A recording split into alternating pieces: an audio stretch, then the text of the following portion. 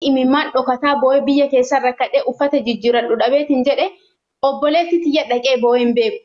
Haadha kiyyaaf abbaa kiyya asirra taa'ee dubbadha ilmoo dhalan keessaa haati tiyya ijoollee 8 deettee ijoollee namni as jala hin kijibde naanaa jedhu hawwiini. Ijoollee 8 dhalte keessaa nama qixxee kiyya jaalatu hin qabdu nama itti qixxeeffatan hin qaban. Garuu gaafa rakkadhee akkasii hin jedha akkasii imimmaan buusaa dhokataa obboleettiif haadha kiyya jedhe tokkochi namni nafaana boo'u hin jiru. Obboleessa kiyya icciita kiyya himan. Obboleetti waliin dhaladhee icciita kiyya himan. Harkasiirraa qixxaasii nyaadhee uffata obboleettii tiyyaa jijjiiradhee jiraadhe malee jechuudhaan. Kanaaf an uummata Oromootti illee rakkoo shilingii naa kennaan jenneen. Adda dhufee akkasii hojjedhee dafqee kushiina ormaa keessa jiran. Idaan namaa meeqan mataa warra na ba'eera. Isaan narraa kafaluu hin danda'a of danda'eera. Umurii 18 ol jira jedhee malee haadhaaf abbaa kiyyaan lee itti naquun barbaadu obboleeyyan kiyyallee itti naquun barbaadu. Uummata Oromollee itti naquun barbaadu. Gaafa an akkasii gubadhee dhibamutu jira. Duubaan keessa ijoollee hidhamtanii galta hin beektani. Dhiiga yoo rabbii keessanii kakadhee marfee hagam gaggausa lama nu keessaa waraabbatani. Sanittuu lafti naammaraa kufaa kushiina ormaa keessa jira akkatti jiraadhu na beekan. Namni nama sukkume milki an namni sukkuma irraa kaka'e umuriin kiyya ga'ee dullatti odoo hin taane duddi kiyya kun akkana ganna jedhe hedduu tokko na dhukkuba duddi kiyya. Isa kana hunda danda'eeti kushiina arabaa keessa dhadhaabachuu jiran. Eenyuyyuu rakkoo kiyya na waliin hin qoodamneen. Idaan irra jiru eenyuyyuu narraa kaffaluu hin dandeenye. Obboleetti tiyyas ittiin naqu. Obboleessi kiyyas ittiin naqu. Uummanni Oromoo eegaa dhugaa kiyya diqqoon arguu barbaade asirra arganii sambichaa barbaadan. Ana keessa waan na gubu qaba waan ta'eef. Icciita hedduu dhoofadheetiin jedhe sababa waan hunda obsee dhoksee hin darbite. Hin gufataa malee kufaa hin jiru. Boru hin ka'aa jedhee deebi'ee biyya ormaatiif deebi'ee akka an gufafadhuufi viidiyoon takkiitti namni namarra gubuu hin dadhabuun. Milki haili si duuba jiru hin beekan. Dhaadannoo ati qabdu yoo akkana nu godha akkana godha yoo akkana na godha akkana godha kun jecha keeti kana sirri atillee bareechitee beekta an dhaadannoo keessa waan ati hojjettu hundas bareechee beeka viidiyoo kiyya hin guddaan hin beeku. TikTokiin kiyya viidiyoo boo'ichaan irratti ergine ganama dhooganii waan bareedaa na barbaadu ani nama kuma kana gotti siika kadhallaa illaal haawwi doggori an barbaadu nama kuma kana gotti siika kadha waa'ee viidiyoo keessa kan waata kallee godhan maali meeshaa yoo tiktokaatu no na booti mana booti ni naga siraktu go atu yo masu seeran bar siga fadde gar seeratiin bar yakama taata akki gootu waata kasitti mulal viidiyoo waan sire gobatee sababa laal sababa teknolojii guddate keessa jira viidiyoo kan ke sababa sire guddate sirratti gubatee gattu ilaal riizini isaa sii kenna riizini gubatee viidiyoon jechuudha tiktokiin akkampani tiktok keessa hin dalagu akkamitti dhara guddaa kana rabbi jedhite rabbi kee sodaattu gabbo qalbii san sodaattu hawi milki hawi beetu si beekan gurmeessuu hin danda'a milki ani dhibba haala kamala isaa keessa wallahi billahi viidiyoo itti gaamiti hawi dhaqaalaala nama tokko sirratti gurmeessan beeku waan barbaade si kakadha ummata kuma jaa kanaaf maaliif maan nagoota dheetiin abbaan barbaade yuutuub barbaade rabbarsiisaa oola tadha tiktookii foloo kuma 8 qabattee waan guddaa goota hawi namni miliyoona 3 qabu jira namni miliyoona 5 qabu waa barsiisaa bar ani maal godha viidiyoo kan keerraa ni akkamitti jecha kana ni dubbata si gala namni tokko yoo na jala jiraate na birqi dhageettanii waa'ee tiktook gubuu kana waa'ee tiktook gubuu kana warroonni kana dubbatanii mee namni tokko tuutee gubuu hin danda'a hawi TikTokiin dheedna kana ka ijoollee baay'eetu gubataa jira yeroo baay'ee yoo duraan viidiyoon akka carraa ka kaampaaniin isaanii waan poolisiin isaanii eeyyamne viidiyoon duraan gadhiifame jiraate beeksisa hojjettanii beeksisa kana yoo lakkoofsa midhaaminni jiraate sansanii viidiyoon 3-4 qoyka yoo jiraate maybe isaan sirra cufuu danda'anii sun rakkoo miti isa itti deebina ka TikTok akkaawuntii atillee shuurii miti meek shuurii miti atillee sii galee yookiin isa sirratti gubsiise yookiin seera cabsee sirra gubate yookiin immoo tun abirratti cibse sun isa rabbii fi abbaa TikTokii kee gube qabdi sii galee sun geeyibaan beeytu amma ka irraa dubbachuu barbaannu waa'ee ka ati beeytuti waa'ee haqa kee ka alaatti hafeeti sii galee ka TikTokii rakkoo miti kanaaf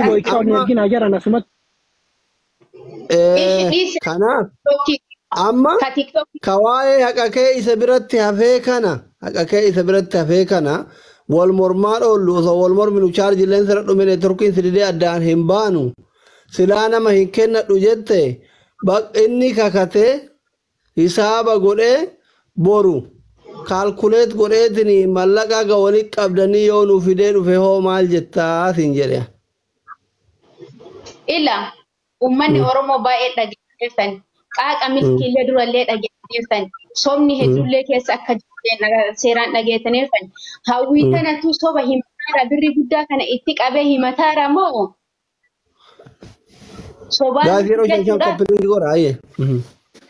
Fiisitoonni sun asirra badee asirratti naa herreegamuu qaban yoo san dhugaan baate waan taateef jechuudhaan akkas barbaada rakkina akka haadha waliin obboleetti waliin obboleessa isii waliin nama achi waliin fidna jedhe rakkinna kiyya of danda'ee mataa kiyya danda'ee baadee dhibee kiyya mataa kiyya danda'ee baadee itti deebi'ee bakka kushiina arabaa hojjechuun namni hin malle gad deebi'ee kushiina arabaa keessa jira. Odoo inni si cinaa dhaabadhee hawwii hoo kana naan jedhe mana banadhu naan jedhe anuu kushiina arabaatitti odoo haadhaaf abbaa kiyya yaadee yaada quufee hin bahin odoo obboleessa na jalaa du'eera obboleessa kiyya seeraan taa'ee immaan biyya keessa buuseen boo'ine gaafa anqee kenna galu inni yoo dhagee nama maatii kiyya bira hojjetu hojjetaa kenna ajjeesaniirani odoo gaddi hedduu qe'ee kenna jiru hunda isaa dhiisee ija qabadee akkasii rakkinne hunda baadhee dhufu ijuma qabadhee ofuma kiyya anumaaf inni miidiyaa kanarratti ummata Oromoo afootti rakkinne kiyya akkuma ofii danda'een asumarra naa haa xumuramu riisitii isinaaf akkana herreegaa kaalkuleetii naa godha sanuu kakatee maal kakate riisitii irraa hin hambifne waan isiin hojjetedha ilmoo isaatiin kaftiifadha malee anquraan san qabsiisa. Abiibi kun akkasi furmaata ta'u hawwiitiyya. Ila. Qoyaa isin jidduu jirraa uffata isin jidduu jiru gaafanna. Riisitiin kun keessaa baduu danda'a keessaa hafuu danda'a. Nama kaadhu kaampaanii piriintii godha. Piriintii godha yeroo takkatti sii baasa kaaga dalagamee kun ka deebi'e ooddarii deebi'ellee. Adda qoodadha yaadni kiyyallee jechuudha. An doktorummaa qabaa isii ol nyaadhaa isii gad nyaadhaa ammoo karoora akkasii hin qabne jechuudha. Okay hayyee rakkoo miti. Kuma kudhammee keessaa habaafnu wacii kiraa manaa waan dawaa fiddan homaa waan nyaattan waan dhuydaniif kiraa manaatti habaafnu kuma 70. Kun kajeelamu qofaati. Doktor kajeelamu qofaati hamma jirtu. Amma waan barbaade jira bar ka evidensii kana jalaa beeytee achi booda kanumaan achi baay'ifta. Waliigala ji'a 5 dalaydanii ji'a 3 qabdaa mee sanuma saniinuu yoo gabayaanuu haa dabalu haa hidhatu rakkoo miti. Rakkoo miti ati kabaatii 5 bira qabda alaa kulli al maallaqa baatii 5 dalayde wajjin dalaydan kana keessa meeqa harka keetirra gahe kaama milkiin si erga kun maallaqa meeqa. Asli dhiifama naa godhi gaafa hojii kanas seenu ta milkiitiinis ta'e milkiin tokkoffaa an kiraa manaa hin kaffallu maabiraatii wanta kaffalu tokkollee akka hin qabne walii himnee eenyu naan jedhanii na fudhataniira inni biraa ammoo ani rabbii kiyya jala taa'ee soba dubbachuun barbaaduun illa yoo bade dunyaa malee bor guddadhee bakka wayii barbaadaan yoo rabbi naa kenne ilmoo dhalee guddifadhee ilmoo tiyya bakka wayii mul'ifachuu barbaada waan hedduu waan soba dubbachuun fedhe guyyaa yoo dogongoruu dhabaadhe guyyaa tokko jalqaba akkuma an biyya galeen jechuudhaan idaa namaa kanarra jira isinis hin beekne innis hin beeka nama mana hidhaa keessa biruma 5 kaffalee bahe isaa fa'a. Nama birri 5,000 kaffalee idaa keessaa bahe namni beekta hin beektaniin idaa namaallee birri Itoophiyaa birri 100 narra jira isiin illee hin beektiin milkii jedheen gaafa darbatanii biyya na buusanii ka'an.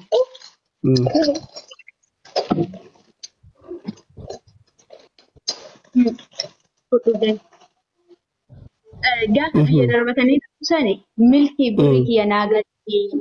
Yapoo naa galchii jedhee kadhadhe milkiin naa galchuu dide na cinqee obboleettiin tiyya ragaadha kunoo namuma asirra tiktok irra beektanii kadhee birrii 100 idaa namaa sanii 100 fi dhiifama naa godha 16,000 ta'ee 12,000 ta'ee hin beeku akaawunti riisitii hin jira isinii maxxas hagas naa galcheen ammas rakkadhe ana qullaa galeeru nama waan takka ofirraa hin qabne nama amantiillee jijjiireeru wanta hedduutu jira. Ammas rakkadhee waan fuudhu dhabe gara maatii harka qullaa maatii galu dadhabee magaalaa biraa dhokadhee tureen taa'ee milkii kadhadheen warwaadhe milkiin na dide turee ammas turee ji'a tokko akkas gahe milki jedheen naa kennu didde ambayella uummatatti hin dubbadhu tokkoffaa irratti gaafa uummata dubbadhe hin salphata. Inni yoo waa jedhanii quraana qabatee fiigan beeka. Ishiinis yoo waa jedhanii quraana qabattee fiiti. Udu'am jettee hin jenne yoo jette fidi quraana sii kakannaa siin jaa fidi quraanaan deema an sirri beeka. An milki jedheen qaallus si hidhadha jedheen gubadhee sheekaaf qeesii bira deemeeti haqatiyyaaf si hidhadha jedhe. Milkiin maraatee biibbayee obboleetti tiyyarra bilbilee obboleetti tiyya kadhateeti 90,000 fi 600 naaf fakkaata. Yoo kumni dhibbaa dogongoraa miti.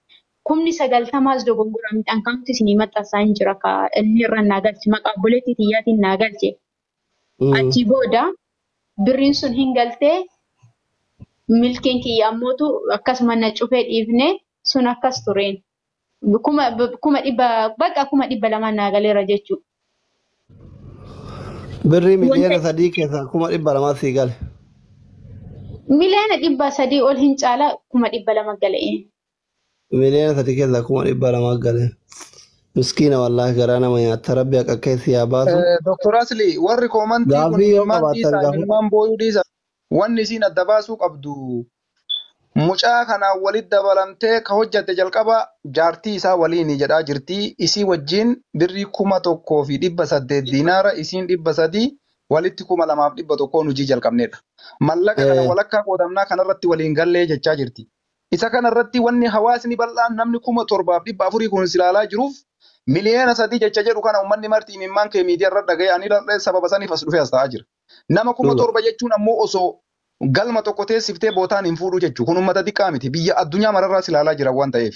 Haqa kee barbaadde yoo ta'e ka mucaa sanillee miine ka uummanni bal'aan kun marti silaalaa jiru miliyoona 3 jechuun waggaa meeqa ifaajee akka namni fiduun beeka. Doolaara 30,000. Doolaara 30,000. Doolaara 30,000 kana waan qallaalii miti. Kana mootummaan biyyaatu yoo dhaga'e waan kabbaaddiidha. Mootummaan biyya sanitti yoo dhaga'e waan guddaa. Walumaa galatti wanni ansiin jechuu barbaadu ji'a meeqa hojjatte ati? Jaartii gurbaa wajjin baatii meeqa waliin hojjattan walumaa galatti akka hojii jalqabdanii milkiin profaayilii rabbi nu milkeessayyuu yaa rabbi ijoollee tana waliin nu araarsi. Milkiin dhufe obsa. Asli dhiifa manaa godhe tokkoffaa waa'ee haqa kiyya aduun dubbanne kun sagalee karaan ittiin taadhuun tiktookii kiyya narra gubee tiktookii kiyya irraa naa gaafadhaa jalqaba irratti. Omaa rakkoo qabu tiktookii anuu sii kenna qoy callisee deema. Milki doktora salaamu alaikum. Wantoota ishee barbaachisu kitaaba tokko tokkollee wantoota salaataa akkas fuudhee fi deeme kitaaba afaan Oromoo shuruuta salaataa kanneen jechuudha. Intalti kuni barnoota irrattis jabaadhu jedheeni gareetti irrattis galchee sa'aatii garee barannu san irratti hin argamtu maal taate nanti koshii biiziin ta'e akkas naan jette manattis hin argamu intarneetan qabu al tokko alas gadi waan nan ba'uuf naan jette. Kazaan akkas naan jennaani waraqaa qabdaatiin jedheen lakkeen waraqaan qabu naan jette hayyee hawwiin jedheen biyya ormaa tana keessatti erga dalagachuudhaaf turuudhaaf as keessa kaayyoo qabaatteen ta'e waraqaa kee dalagsiisadhu ati isaan faana dalaguu barbaadda mitiin jeen naan jette dalagaa kanarra turuu barbaadda hin jedheen naan jette biyya kana keessa erga turuu barbaadde ta'e waraqaa ta'e sirreeffadhu jennaani kafilli kiyya Somaaliidhaan nan sirreeffadha milkiin siifan sirreessa naan jedhe kaampaanii banachaa jira kafilli kiyya Somaaliidhaan nan sirreeffadha. Milkiin siifan sirreessa naan jedhe kaampaanii banachaa jira. Kaampaanii kiyya jalatti siifa sirreessa naan jedhe nan sirreeffadha naan jette.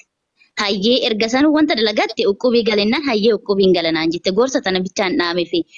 Innaa mana keessatti normal wanti nani dalagu wantuma dalagaa kana malee hattaanaa isaanillee nan jaaladha. Isaanis na jaalatanii normal hattaana kushiinaa keessayyuu hin dalagu. Sarraatanyaa kushiinaatu jira naan jette mucoon kuni. Isaanuma baratte jechuudha. Gaafsan akkas naan jettee shaadaa hin qabattee hin gallee anillee jechuudha. Hanga turre wajjin turre. Gaafa torbee guunnoo ammallee barumsa seenaan jirtu. Hawwii maal taatee barumsa hin seenne namni islaamummaa qabachuu osoo hin taane waan nan barachuudha. Kanumaafiyyuuti kara barnootatti jabaadhu hin jedheen. Ammallee nasiyaan dhaamee fi ishee bichaa miti ijoollee amantaatti dhufteen akkuma kana hundaayyuu yooma isaan garee keessa hafanii irratti dirqisiisa jechuudha. Na beekan ijoolleen amantaatti dhufan baay'een isaanii jechuudha. Garii takka keessa bakka takka baran ijoolleen imala islaamummaatti dhufanii. Kazaani kitaabni ati naaf hidde suni bakka hin godhin dhabee naan jette. Lammaffaa irratti dammoo akkaataa salaatallee naaf galuu dide koottu na barsiisi naan jette. Kazaan gooddanyaan xiyya takka hin jirti ishee qabadhee dhaqee akkaataa itti waddaatanis akkaataa itti salaataniif maal jedhamee akka salaatan kanneen itti agarsiisee biraa gale. Garuu haalan argu keessatti illee dalagaa irrattis rakkoo jira naan hin jenne. Isaan faanallee rakkoon tokko akka jiru naaf hin himne. Silkiidhaan moo wajjumaan koo wal qabna waa'ee barnoota koo wal qabna. Gaafa amma galte isheen biyya galte kana ani jidduu san faana haasaa hin qabu. Wajjin hin haasofne haasuun illee waama barumsa wajjin haasofne.